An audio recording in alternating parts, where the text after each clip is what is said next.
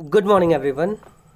उम्मीद है आप सभी लोग घर पे होंगे, स्वस्थ होंगे और प्रिपरेशन तो आपकी अच्छी खासी चल रही होगी। सबसे अच्छी बात तो ये है कि अभी आपका बहुत ज़्यादा सिलेबस कवर भी नहीं हुआ है, तो बहुत छोटा सा सिलेबस है, कवर करने में ज़्यादा टाइम नहीं लगेगा।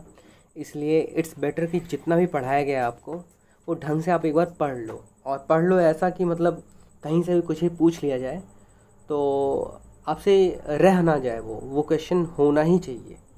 ठीक है। तो लास्ट लेक्चर में हमने कुछ सेपरेशन टेक्निक्स के बारे में बात करी थी। उसमें सबसे पहला हमने जो पढ़ा था वो था evaporation. Evaporation was all about difference in the boiling point of the two substances of the mixture.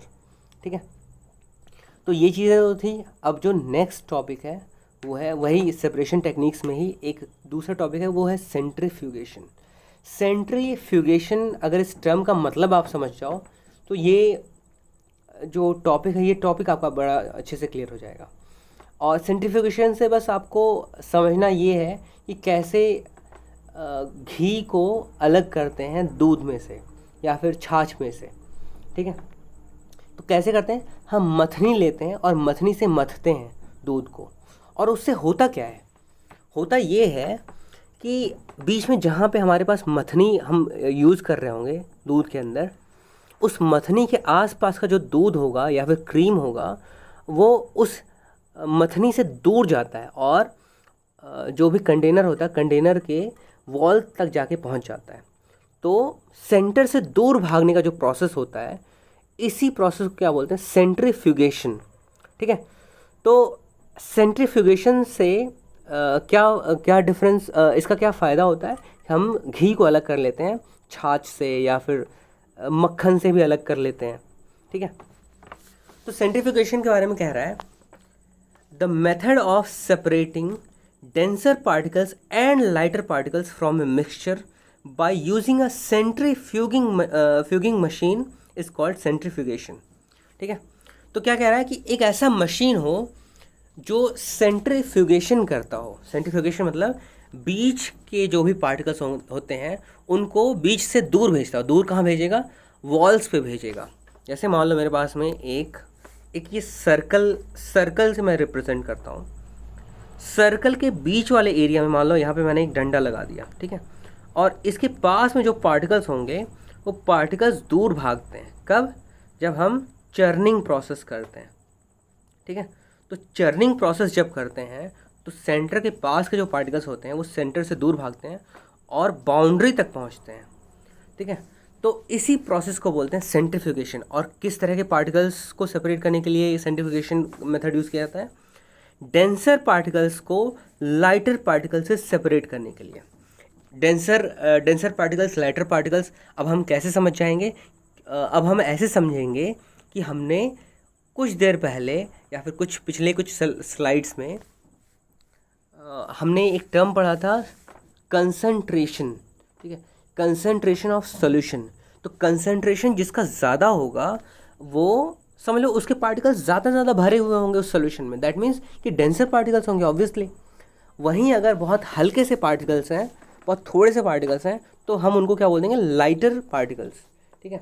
तो डेंसर सबस्टेंस और लाइटर सबस्टेंस को अगर हमें सेपरेट करना होता है तो सेंट्रीफ्यूगेशन टर्म हम यूज़ करते हैं। इसमें जनरली दोनों ही फ्लूइड्स ही होते हैं। ठीक है। इसका एग्जाम्पल क्या कह रहा है, if we take some milk in a centrifuging machine. Centrifuging machine की जगह पे हम मथनी भी ले लेते हैं, हिंदी में तो मथनी बोलते हैं, इंग्लिश में पता नहीं उसको क्या बोलते होंगे। And spin it rapidly, the cream separates from the milk because cream is less dense then milk. ठीक है। तो क्रीम जो है वो बाउंड्री के पास पहुंच जाता है और मिल्क जो है बीच में ही रह जाता है। क्यों, क्योंकि इसकी डेंसिटी जो होती है, जो भी क्रीम हो गया या फिर घी हो गया, उसकी डेंसिटी कम होती है दूध के कंपैरिजन में। यही कारण है कि वो बड़े आसानी से साइड में चला जाता है। यहाँ तक कि मक्खन का भी यही सेम प्रोसीजर है। ठीक है। तो एक तो ये चर्निंग मशीन हो गया, इसके अलावा भी और भी कई चीज़ें आती हैं, पता नहीं मुझे तो अभी याद भी नहीं आ रहा नाम। घर में यूटेंसिल्स के लिए के तौर पे उसको यूज़ किया जाता है, किचन में उसका यूज़ किया जाता है। इलेक्ट्रिक, पता नहीं, मुझे अगर बाद में याद आएगा तो मैं तुम्हें बताऊंगा। वो इलेक्ट्रिसिटी से चलता है, उसमें जो उसका टिप वाला पार्ट होता है वो बहुत तेज़ी से घूमता है, तो चर्निंग प्रोसेस बड़ा इजी कर देता है। अदरवाइज़ अगर हम हाथ से करते होते एक तो बहुत बड़ा ज़्यादा टाइम लगता है और मेहनत वाली बात होती है, ठीक है। तो हमें मेहनत कम करना पड़े, इलेक्ट्रिसिटी हमने यूज़ करी और तुरंत के तुरंत हमने चर्निंग प्रोसेस कंप्लीट कर दिया बहुत ही थोड़े से टाइम में, तो हमारा टाइम बचाता है, हमारा मेहनत भी बचाता है, इसलिए हम इलेक्ट्रिक वाला यूज़ करते हैं। वो भी जो भी हो, वो मथनी आप बोल सकते हो, ठीक है। तो ये प्रोसेस तो आपको समझ में आ गया। सेंट्रीफ्यूगेशन किसके लिए होता है?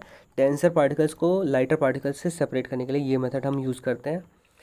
फिर उसके बाद अगला प्रोसेस है डीकैंटेशन यूजिंग सेपरेटिंग फनल। इस केस में हमारे पास में एक स्पेशल इक्विपमेंट है और उस इक्विपमेंट का नाम है सेपरेटिंग फनल। डीकैंटेशन क्या होता है? डीकैंटेशन आपने पहले से पढ़ा होगा। डीकैंटेशन में ये होता है कि जब एक तरीका का सॉल्वेंट में घुल जाता है, लेकिन सॉल्यूट सेटल डाउन कर जाता है, ठीक है।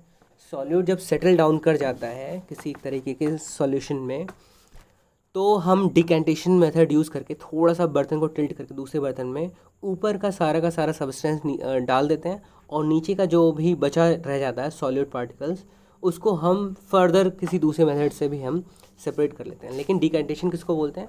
थोड़ा सा हम टिल्ट करके या फिर एक बर्तन से दूसरे बर्तन में चीज़ें ऑलरेडी सेपरेट हो चुकी थी, दोनों तरह के पार्टिकल्स सेपरेट हो चुके थे, उसके बाद हम एक तरह के सब्सटेंस को दूसरे सब्सटेंस से एक सिंपल वे से सिंपली अगर हम उसको सेपरेट करने की कोशिश कर रहे हैं, तो इसी प्रोसेस को क्या बोलते हैं? डिकेंटेशन। डिकेंटेशन आपको ऑलरेडी आइडिया है इसका, लेकिन सेपरेटिंग फनल से कैसे करते हैं उसके बारे में थोड़ा सा समझते हैं। कह रहा है this method is use for separating a mixture of immiscible liquids. ये बड़ा से इम्पॉर्टेंट टर्म है। डिकेंटेशन जो है, अगर हमें याद हो, आपको याद हो, तो डिकेंटेशन हम किसके लिए यूज़ करते थे? अगर हम बालू पानी में घोल दे रहे थे तो क्या होता था कि एक टाइम के बाद में बालू नीचे सेटल डाउन कर जाता था। फिर उस कंटेनर में जब बालू नीचे सेटल डाउन कर जाता था, ऊपर के लेयर में पूरा का पूरा पानी आ जाता था, तो टिल्ट करके दूसरे बर्तन में पानी ऊपर से डाल देते थे और तब तक धीरे धीरे करके पानी डालेंगे जब तक पूरा का पूरा ऑलमोस्ट सारा का सारा पानी दूसरे बर्तन में ना चला जाए। या फिर हम ऐसे बोल सकते हैं कि बालू जब तक उस पानी में नहीं आ रहा है तब तक हम जो है थोड़ा सा टिल्ट करके पानी एक बर्तन से दूसरे बर्तन में डालने की कोशिश करते हैं। तो वो तो हो गया था डिकेंटेशन, एक नॉर्मल डिकेंटेशन। लेकिन अगर सेपरेटिंग फनल यूज़ कर रहे हैं डिकेंटेशन के लिए, तो वहाँ पे बिल्कुल कंपलसरी है कि इमिसिबल लिक्विड्स होंगे, तभी हम डिकेंटेशन कर रहे हैं सेपरेटिंग फनल्स के थ्रू। इमिसिबल लिक्विड्स मतलब दो ऐसे लिक्विड्स जो एक दूसरे के साथ में घुलती मिलती ना हो, ठीक है। Liquids separate into different layers depending on their densities. जिसकी डेंसिटी ज़्यादा होगी वो ज़्यादा भारी होगा तो वो नीचे आके बैठ जाएगा, और जिस लिक्विड का डेंसिटी कम होगा वो लाइटर वेट होगा उसका, और वो ऊपर ही तैरता रहेगा, ठीक है। तो नीचे वाला लिक्विड ज़्यादा भारी होता है और ऊपर वाला लिक्विड जो है उसकी डेंसिटी रिलेटिवली काफ़ी कम होती है। यही कारण है कि अगर पानी में अगर आपने पेट्रोल डाल दिया तो पेट्रोल ऊपर ही तैरता रहता है। क्यों? क्योंकि पेट्रोल की डेंसिटी बहुत कम होती है पानी के कंपेरिजन में, ठीक है। तो इस तरह के मिक्सचर को हम सेपरेटिंग फनल के थ्रू सेपरेट कर सकते हैं। तो इसका एग्जांपल दिया हुआ है, if we take a mixture of kerosene oil and water in a separating funnel, it forms separate layers of oil and water. ये वाला जो पिक्चर दिया हुआ है इसमें क्लियरली ये चीज़ विजिबल है। तो water can be separated by opening the stop cock, after the water flows out the stop cock can be closed. तो क्या कह रहा है कि एक ऐसा बर्तन है, ठीक है, एक इस तरह का कंटेनर है, इस कंटेनर का ये नीचे नोज़ल लगा हुआ है, ठीक है। नोज़ल को मैं क्लोज़ कर देता हूँ। क्लोज़ करने से क्या होगा कि जो भी मैं फ्लूइड इस बर्तन में डालूंगा वो नीचे गिरेगा नहीं, उसका एक भी बूंद नीचे नहीं गिरेगा। इस चीज़ को इंश्योर करने के लिए हम नोज़ल को बंद करेंगे, ठीक है। नोज़ल बंद था, अब मैंने एक लिक्विड लिया था जिस लिक्विड में केरोसिन ऑयल और पानी दोनों ही मिला हुआ था। तो अब मैंने क्या किया कि इस केरोसिन ऑयल और पानी का जो मिक्सचर था उसको इस कंटेनर में मैंने डाल दिया, इस सेपरेटिंग फनल में डाल दिया। कुछ देर के बाद क्या होगा कि ऊपर वाला जो लेयर होगा, ऊपर वाले लेयर में केरोसिन आके इकट्ठा हो जाएगा और नीचे वाले लेयर में सिर्फ और सिर्फ पानी रह जाएगा। अब मैं ये वाला जो नोज़ल था या फिर स्टॉप कॉक था, क्लॉक नहीं होता, कॉक होता है, ठीक है। तो स्टॉप क्लॉक नहीं होता, स्टॉप कॉक होता है, क्योंकि ये रबर का कॉक जैसे स्ट्रक्चर का बना हुआ होता है, इसलिए इसको स्टॉप कॉक बोलते हैं। अब इसको मैं इस नोज़ल को थोड़ा सा ढीला कर दूंगा, ओपन कर दूंगा। अब क्या होगा, इसमें एक एक बूंद करके पानी नीचे गिरेगा। उसके बाद जब ये लास्ट जो ऊपर वाला ये जो लेयर यहाँ पे ऊपर बना हुआ है, ये लेयर ऑब्वियसली थोड़ा सा नीचे जाएगा।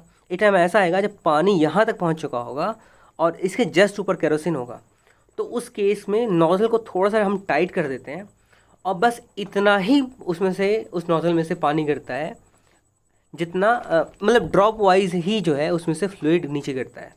अब हम ऊपर देखते रहते हैं कि वाटर का आखिरी जो वाटर का जो लेयर था उसका आखिरी बूंद जैसे ही नीचे गिरेगा, उसके बाद मैं नोज़ल को बंद कर दूंगा। जैसे ही नोज़ल को बंद कर दूंगा, केरोसिन इस फनल में ट्रैप हो गया और नीचे पानी इकट्ठा हो गया। तो इस तरीके से जो है हमने केरोसिन ऑयल को वाटर से सेपरेट कर दिया। क्यों सेपरेट कर दिया? क्योंकि उनकी प्रॉपर्टी ये थी कि ये दोनों एक दूसरे से मिक्स नहीं हो रहे थे, दोनों ही इमिसिबल थे। और कौन सा सेटअप यूज़ किया था हमने? सेटअप का नाम था सेपरेटिंग फनल। ठीक है, तो आई होप ये चीज़ समझ में आ रहा होगा आपको। इसका पिक्चर आपको अगर आपसे बनता है तो ये बहुत अच्छी बात होती है कि अगर आपसे ये डेफिनेशन पूछा और साथ में आपने ये पिक्चर बना दिया तो ये बहुत ज़्यादा इम्प्रेसिव होता है। ठीक है, तो आज यहीं पे ख़त्म करते हैं, बाकी नेक्स्ट लेक्चर में देखते हैं। Thank you.